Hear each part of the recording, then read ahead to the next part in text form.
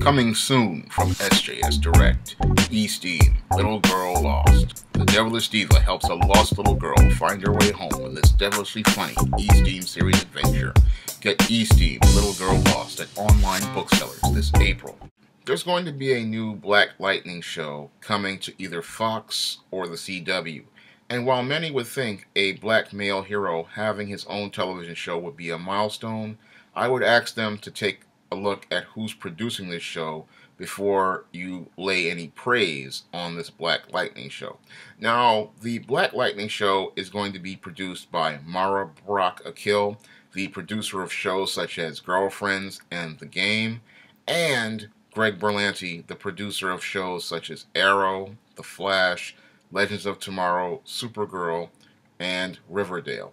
And when you think about these two producers producing this show, it's going to be an unmitigated disaster. Why is it going to be an unmitigated disaster? Because we have a black feminist and a gay white man producing a show about a black male superhero. Now, a lot of people would think that there is nothing wrong with that, but here's the whole problem with it. How do you have a black feminist who has a very misanthropic view of black men based on shows like Girlfriends in The Game, and a white male homosexual who is shown that he pretty much presents images of black men that aren't flattering on shows such as Flash, Arrow, Supergirl, and Legends of Tomorrow, producing a show about a black man?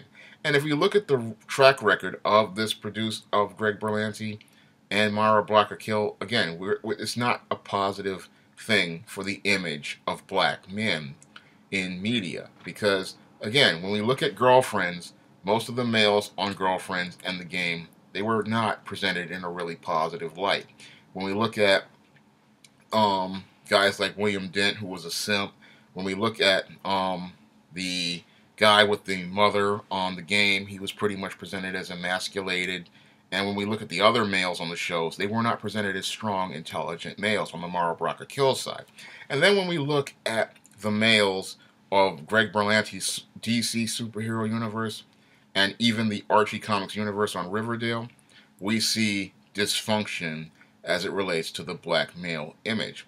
I mean, I can point out all the character dysfunction related to all the black male characters on the CW, and it's going to be sad with this Black Lightning if he follows the course, because on Arrow we have John Diggle, the butler, and then we have the bumbling, stumbling Mr. Terrific, the man who in the comics is a brilliant genius and inventor, but on this Arrow is a bumbling, stumbling idiot, incapable of even doing the most basic things, and even gets beat up by women. Then we have on The Flash, we have Wally West, who's pretty much the guy who comes from the single mother household and is pretty much on the road to dysfunction. Then we have on Supergirl, we have James Olsen, who started out as a strong male character, but then became the guardian of the friend zone. Pretty much now put into the background because the producers saw the ratings decline when they saw that the world didn't want to see Supergirl go out here and swirl.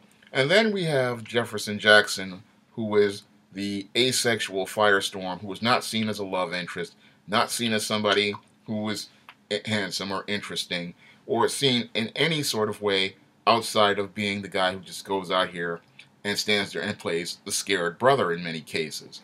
And then we look at the CW's Riverdale, which gave us Chuck Clayton, the black brute, who gives white women sticky maples. So when I look at that track record of, African American men in these Berlanti productions and these Mara Brock Akil shows, I'm looking at the way that this Jefferson Davis character, I think that's Black Lightning's secret identity, it's been a while, how he's going to be presented, and I'm not expecting much from Berlanti Productions or Mara Brock Akil as it relates to this Black Lightning character. Now, the Black Lightning character in the comics, there really isn't much to him, and there's really not much substance to him. And what I see with them doing with this is going to be a disaster, because again, unless you have black men working on this type of project and trying to tell the story, what we're going to get is a presentation of a black man as a black woman and a white liberal see a black man. And that's not really good, again, for the black male image. Because when it comes down to a white liberal and a black female, they don't see black men in a positive light. And they really do not understand the experiences and struggles that black men go through.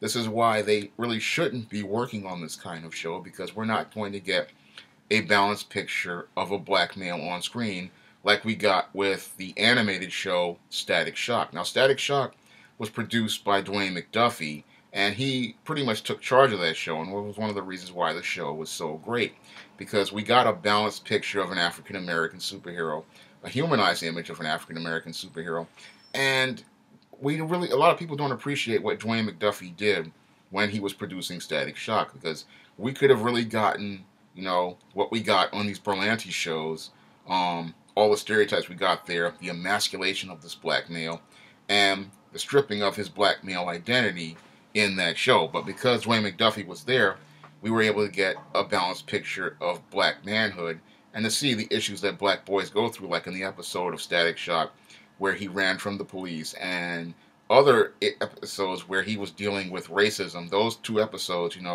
they showed some of the struggles a black boy goes through living anywhere. And then I think about the Netflix Luke Cage, which was produced by a black man, and how balanced that was for the first 6 or 7 episodes, and how well developed the characters were in Luke Cage. So it clearly shows me that whenever there's a black man producing something about a black man, we get a different narrative. And what I see coming from the Mara Brocker killing Greg Berlanti, I don't see anything positive coming from that. I see a very dysfunctional Black Lightning show if they do produce this show, and I don't see it really being a strong show in the way Luke Cage was. I see it, being poor quality, and I see this black male character being presented not in a positive light. And in some ways, if they do it with his family, I see him being overshadowed and pretty much pushed to the background. Or I see him being done in like Cleveland Brown was on the Cleveland Brown show, where this guy was so emasculated, he pretty much had no presence whatsoever.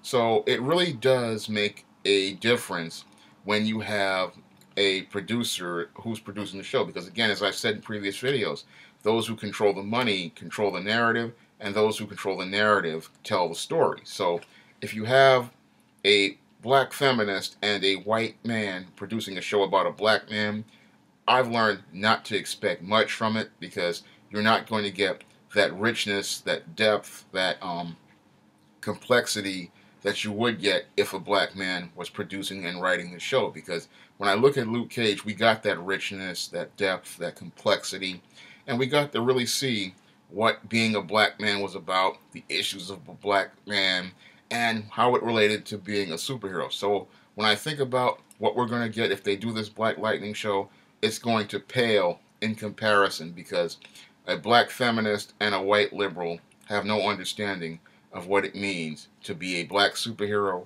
or a black man in America. That's all I have to say for this video. You can comment, rate, and subscribe.